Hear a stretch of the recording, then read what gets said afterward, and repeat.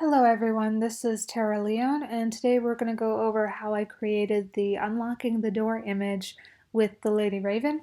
She is a character I've had in my head for quite a few years now, and here I'm doing kind of like a photo bashing technique where I'm creating my own reference photo. I'm putting a bunch of photos together, playing around with that image, and creating a grid around it so that I could actually draw it more realistically when I have that photo next to it.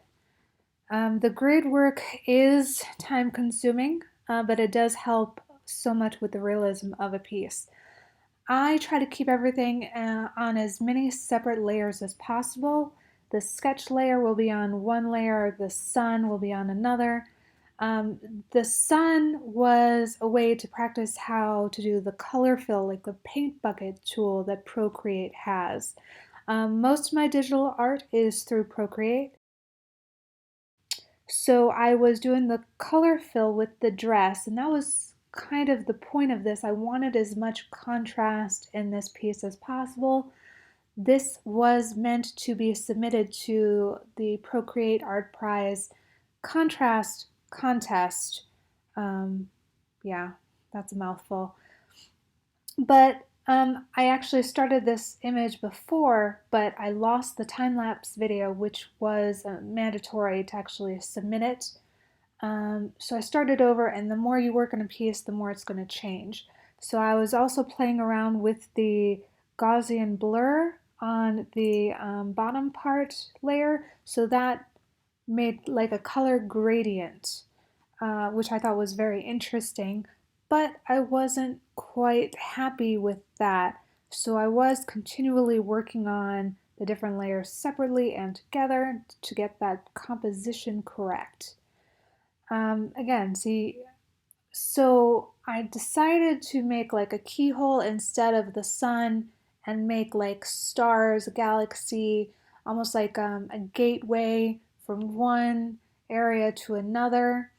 I wanted to play around with that idea. I did really like the clouds. They look really cool. Plus, with the gateway, there was the contrast of day and night.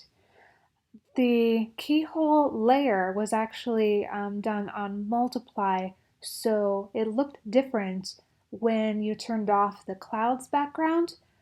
So what I decided to do was erase the background, but I will discuss that later in the video when it's actually being deleted on the screen.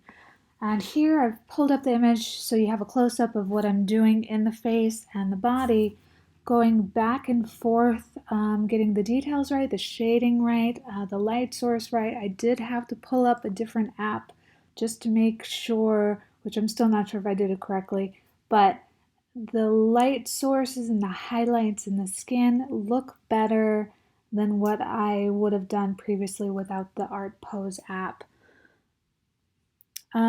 So I know that later in this video, like I wasn't happy with the hair and I deleted the hair, started completely over. I don't have a lot of practice with doing hair, unfortunately, and I wanted to make sure that this looked good. And here I am, deleting it, starting over, making sure that the angles of where it's coming out of the head is it looks good.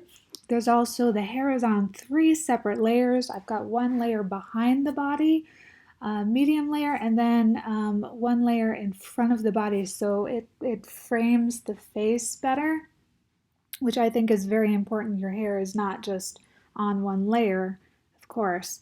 But it was also really tricky for me to get the color right, because it's gonna look, even though it's white hair, the color is darker in the back, and you kind of have to build up on those layers. I was practicing different techniques on the shading. There's different ways to do it, of course.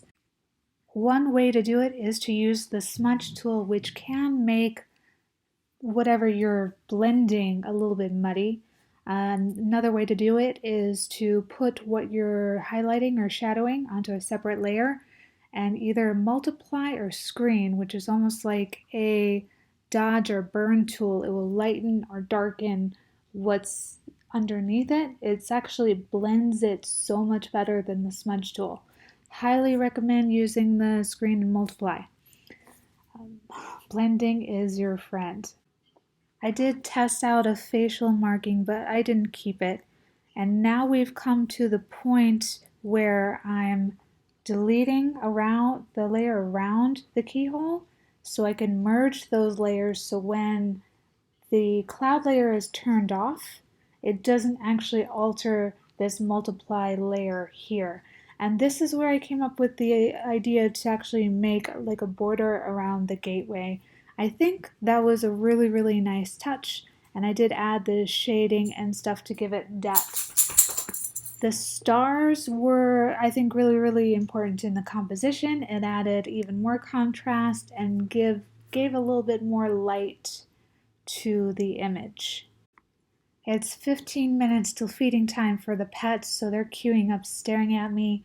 Vienna is rolling her collar around, making as much noise as possible. So thank you so much for watching this video. I really appreciate it. Thank you. Have a good day.